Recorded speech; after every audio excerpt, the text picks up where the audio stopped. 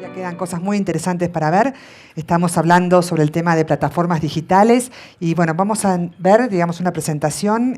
José Daniel López, que está acá en línea, que él es presidente de Alliance In, con justamente una presentación keynote sobre el enfoque del impacto económico de las plataformas digitales. José Daniel, ¿estás por aquí? A ver, ahí está. Buenísimo. Adelante.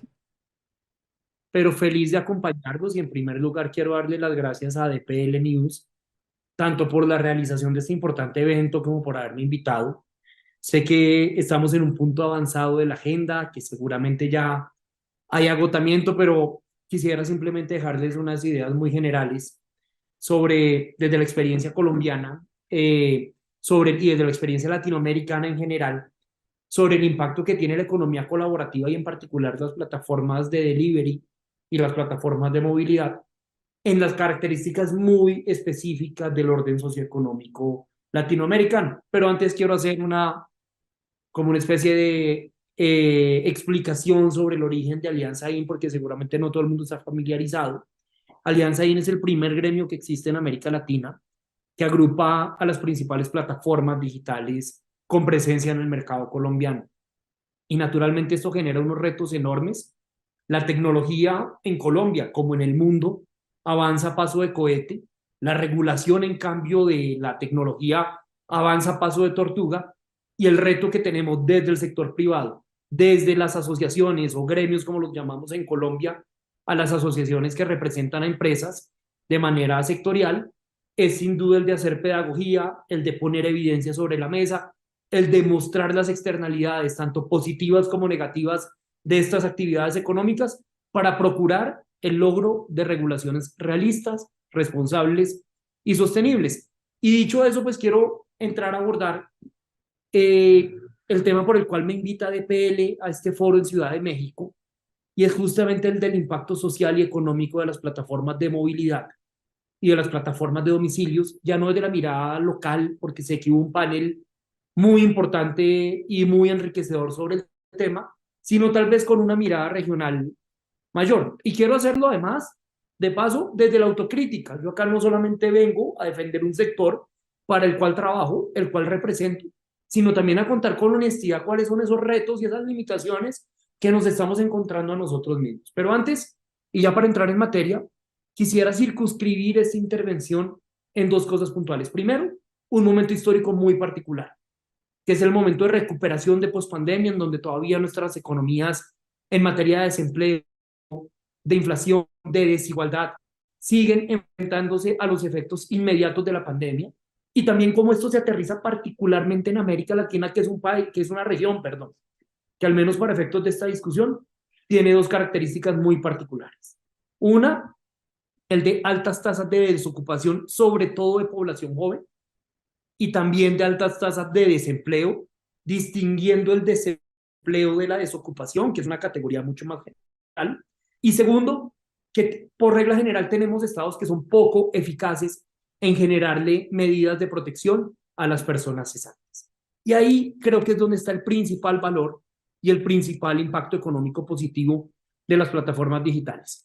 En Colombia, donde tenemos alrededor de 50 millones de habitantes, según el último estudio de FEDesarrollo, que es el tanque de pensamiento económico más importante del país, alrededor de 200.000 personas trabajan como domiciliarios o trabajan como conductores que se conectan o usan una aplicación para su actividad diaria. Creemos que esta cifra ha aumentado significativamente del 2021 a hoy, fecha del último estudio, pero esto equivale al 0.7% de la población ocupada en Colombia. Un estudio que se hizo en Argentina, que es el otro país que tenemos con cifras suficientes, parte de la deficiencia que tenemos todavía, y ahí hay una autocrítica y una oportunidad de mejora, es el de ser capaces como sector de producir más cifras, de incluirnos también en los sistemas de cuentas nacionales, pero esto lo que demuestra es que empresas que empezaron a operar en el mayor de los casos hace 10 años, hoy ocupan renglones importantes en la ocupación de la población. Y esto es muy importante porque es un método de vinculación para el trabajo muy distinto al tradicional. En el método tradicional, yo envío una hoja de vida a una empresa, espero a ver si me llaman y si eventualmente me llaman, me someto a un proceso de selección del que eventualmente seré elegido. Tal vez los rostros más cotidianos del desempleo latinoamericano sean esas largas filas de personas presentándose a una empresa de servicios temporales o presentándose a una compañía que está solicitando unas pocas vacantes. La historia con las plataformas digitales es distinta. Si yo quiero esta noche empezar a trabajar como conductor con mi vehículo o como repartidor con mi vehículo, con mi camión o con mi motocicleta o con mi bicicleta, lo puedo hacer simplemente descargando una aplicación del teléfono celular. Entonces esto lleva es a que yo decido si trabajo o no trabajo y desde cuándo trabajo. Y esto es muy importante, vuelvo y digo, en países, en el caso colombiano, que tiene muy poca protección a las personas o que quedan desempleadas o que no logran nunca entrar a la economía formal. Y esto tiene unas manifestaciones particulares en unos sectores específicos de la población. Pero ya voy a ir con eso. Antes de ir con eso, quiero contarles una historia, algo que me ocurrió esta semana. Yo me muevo a través de aplicación y me subí al carro volviendo de una reunión de trabajo y me recogió una mujer. La mujer aparentaba unos 50 años. Luego en la conversación me enteré que tenía 72 años. Ella era diseñadora de modas. Como consecuencia de la pandemia, sus tiendas quebraron, pero además ella entendió que tenía que reorientar su modelo, que seguramente ya tener dos tiendas de ropa que ella diseñaba no era el camino, digamos, no era el modelo de negocio más eficiente, sino que era ahora venderlo virtualmente a través del e-commerce y visitar clientes para asesorarlos y prepararles sus trajes. Y mientras tenía ese tiempo, ella se dedicaba a conducir a través de una aplicación y con eso complementaba sus ingresos y lograba una mejor vida para la familia, para su familia.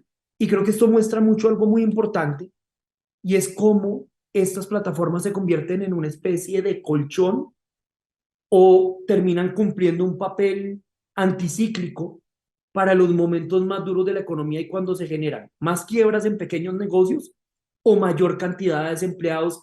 Este modelo de autoenganche, que vuelvo y digo, no se discute tanto, pero es en mi opinión uno de los más poderosos del trabajo del siglo XXI y del trabajo de plataformas, cumple ahí una función social y de estabilidad económica que debe ser observada con atención por los gobiernos y por los congresos. De hecho, un estudio que ya les mencionaba en Colombia le preguntó a una base muy importante, cerca de 4.500 repartidores y conductores, qué estarían haciendo si no estuvieran entregando domicilios o conduciendo a través de una aplicación. El 44% dijo que estaría desocupado y el 14% solamente dijo que tendría empleo formal. Entonces, en un contexto de escaso avance de la economía formal, de escasa oferta de empleo formal, y no solamente porque no esté disponible, sino porque a muchos no les interesa el empleo formal y ya entró a construir en ese punto. Este tipo de trabajo que surge a partir de las plataformas digitales y a través de la economía colaborativa cumple un papel muy importante. También cumple un papel importante para complementar ingresos, y esto ha sido muy importante en la discusión que hemos tenido con el gobierno colombiano. Venimos de una idea del trabajo del siglo XX. Mis papás, si yo llego a la casa de mis papás, allá está el pocillo de la empresa donde trabajaron toda su vida, la vajilla de la empresa, el magnético en la nevera, el reloj. Mi papá tiene hasta un anillo de la empresa. Y ellos se pensionaron en esa empresa. Yo tengo 41 años, he trabajado en 12 lugares diferentes. Y seguramente una persona de 25 años hoy ha trabajado en más lugares que yo. Hoy la flexibilidad horaria, la soberanía del tiempo, es un atributo muy importante en la forma en la cual la gente configura su vida laboral. Y estas plataformas justamente ofrecen eso. Ofrecen esa adaptabilidad, por ejemplo, para personas que tienen un trabajo fijo, pero que quieren ganarse un dinero extra o unos pesos extra, como decimos en Colombia y creo que también en México, llevando a alguien de un lugar cercano a su casa a un lugar cercano a su sitio de trabajo y haciendo lo mismo de regreso. O el caso de estudiantes, que en sus tiempos libres complementan lo de sus matrículas o lo de sus materiales a través de los domicilios o a través también de la prestación de servicios de movilidad. Pero también tiene un papel muy importante en poblaciones tradicionalmente excluidas. Y acá resalto el hecho de que la señora de la que les hablaba, la diseñadora de modas, tenía 72 años. Y así es común más en las plataformas de movilidad que en domicilios. No sé si ocurre igual en México, en Colombia, que el uso o a quien uno se encuentra al usar estas aplicaciones, muchas veces se trata de personas mayores de 50 años. Y eso se debe a que al menos a nivel local este es un mercado absolutamente cruel y discriminatorio en función de la edad. En mi mercado local, en Colombia, en el mercado laboral local, si usted tiene 45 años ya está viejo para conseguir trabajo. Y si tiene 50 o 60 o 70, ni se diga. Entonces la posibilidad de que usted mismo se genere usted mismo con sus medios de producción, su propio trabajo, termina siendo una gran noticia para este tipo de población tradicionalmente excluida del mercado laboral. Y cerraría este punto sobre poblaciones específicamente beneficiadas por esta nueva forma de trabajo, refiriéndonos a una situación puntual que ocurre en América Latina, pero en Colombia sí que la vivimos con mayor énfasis, y es el fenómeno de la migración venezolana, que es nuestro país vecino y que lamentablemente vive una crisis humanitaria y económica bastante dura, y país que debo decir también fue receptor de millones de colombianos en momentos muy difíciles de nuestra economía también. Las migraciones suelen ser de ida y vuelta. Y en el momento más duro de la migración, que coincidió con la pandemia, muchos de esos jóvenes venezolanos que huyeron de su país y llegaron a Colombia, encontraron en estas plataformas, ahí no en las de conducción tanto, sino en las de reparto, un medio de vida. Entonces, a propósito del impacto económico, quería dejar esos puntos. Una segunda cara de ese impacto, más allá del mundo del trabajo, es que hay un impacto muy importante en bancarización y en formalización financiera, en inclusión financiera, más allá de que las aplicaciones o los servicios que intermedian se pueden pagar con dinero en efectivo, incluso ese dinero en efectivo queda con una trazabilidad para efectos tributarios y contables.